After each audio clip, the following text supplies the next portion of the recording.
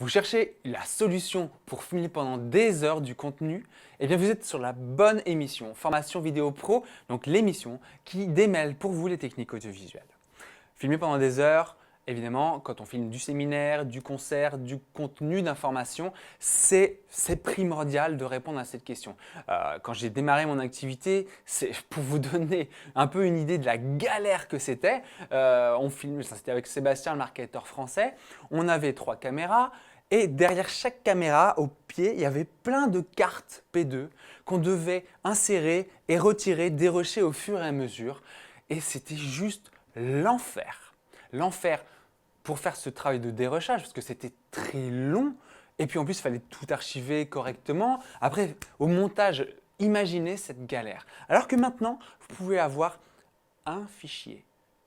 C'est clean, c'est dans un format extrêmement qualitatif. Et c'est ce que je vais vous montrer aujourd'hui, la solution que j'ai retenue. Parce que des solutions, il y en a plusieurs. Il y a le Keypro, il y a l'HyperDeck Shuttle et il y a toute la gamme Atomos.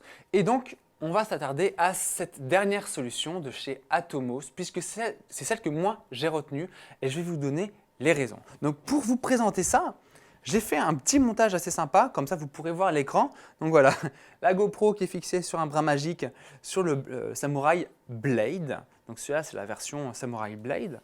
Donc déjà, voilà, une vis en dessous, une vis sur le dessus, un seul bouton pour l'allumer sur le côté et pour bloquer l'écran. Attention, ça c'est le petit truc à savoir. Parce que si vous appuyez dessus par inadvertance, ça bloque tout. Donc il faut rappuyer dessus une fois rapidement pour débloquer l'écran. Le nombre de fois où on m'a posé la question oh, comment je fais, ça ne veut plus marcher. Eh bien c'est juste ça, il faut juste appuyer sur le côté. Voilà.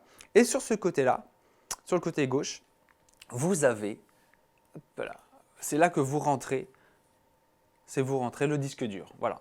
Donc contrairement aux précédentes versions, il n'y a pas de bouton pour pouvoir permettre d'enlever et de remettre le disque dur. Ça s'en fiche directement et ça s'enlève en force, tout simplement. Voilà. Donc le Samurai Blade, c'est vraiment un outil fait plutôt pour les professionnels puisque la connectique est en HDSDI et avec une sortie loop. Le HDMI, voilà, le Ninja Blade existe, c'est en HDMI. Moi, j'en ai pas pris tout simplement parce que cette connectique, voilà, au moins on tire dessus, il ne se passe rien du tout. Il ne peut pas y avoir d'erreur comme ça et moi, ça me rassure, tout simplement. Mais j'imagine que la qualité est exactement la meilleure. Je n'ai pas eu l'occasion de le tester. Voilà le menu, on va faire juste un petit aperçu très rapide de ce qu'il y a pour nommer vos fichiers, tout simplement comme vous voulez, en choisissant voilà, la scène shot take que vous pouvez configurer comme vous voulez en appuyant sur les petites flèches bleues. Hop. Bon, les options d'écran pour régler la luminosité. Vous pouvez même voilà, faire des ajustements assez précis. Voilà. Hop, donc là vous avez un joli Larsen vidéo. Voilà, vous voyez, en fait, là le samouraï est en train de filmer l'émission. Voilà, il est utile. Je fais la démonstration avec ce qui me permet de vous montrer cette émission. Donc voilà à quoi ça ressemble. Hop, on appuie sur l'écran, on enlève tous les paramètres visibles.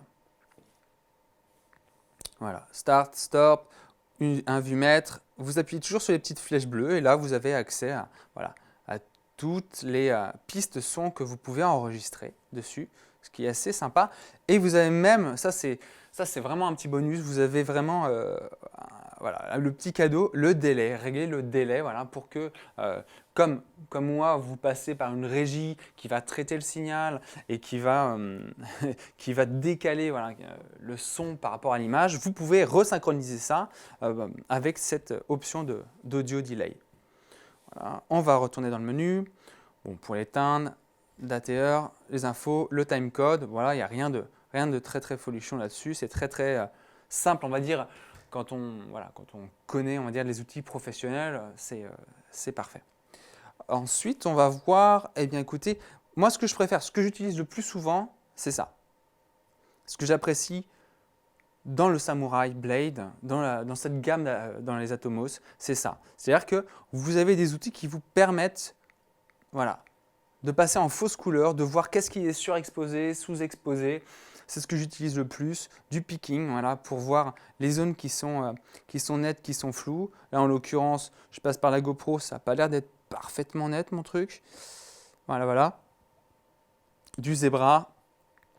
Voilà, c'est ce que j'utilise vraiment le plus. Éventuellement, quand je passe en mode, hop, alors je vais repasser en mode normal. Quand j'utilise ça sur fond vert, cette option pour voir si mon verre est parfaitement vert ou pas. Voilà, j'utilise cette option-là. Donc, il y a quand même une multitude de choses à voir, d'outils qui sont intégrés dans le système d'exploitation du Samurai Blade.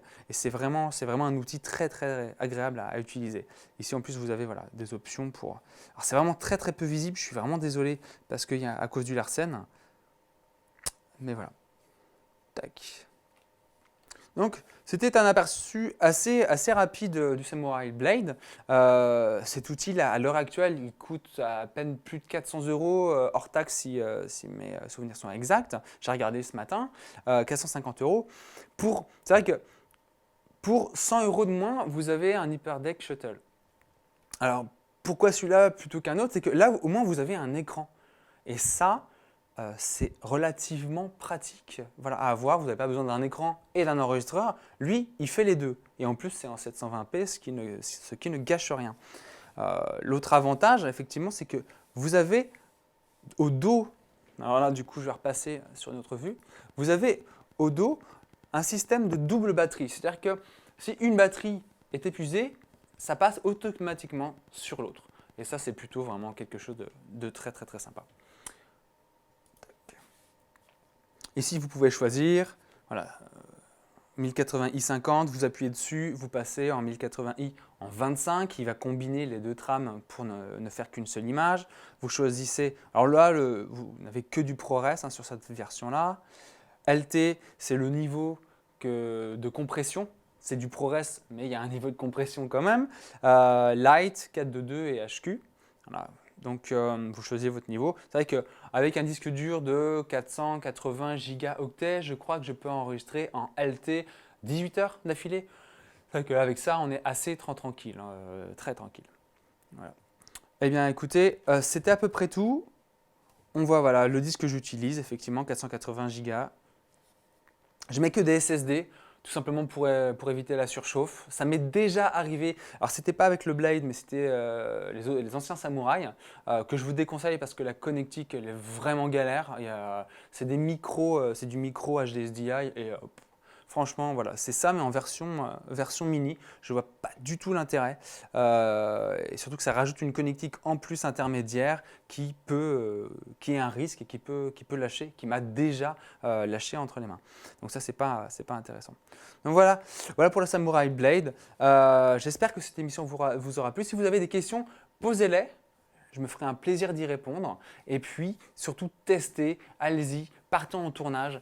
Et puis, rapportez-moi voilà, votre retour d'expérience sur formationvideopro.com. Je vous dirai à très très bientôt sur une prochaine vidéo.